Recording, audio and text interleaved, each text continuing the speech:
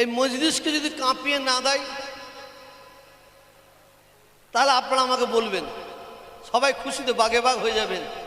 আল্লাহ এই বাচ্চা শিশুকে কি দান করেছেন। নবীজির পাগল আমি মদিনার পাগল, আমি নবীজির পাগল, আমি মদিনার পাগল, আমি নবীজির পাগল, আমি মদিনার পাগল।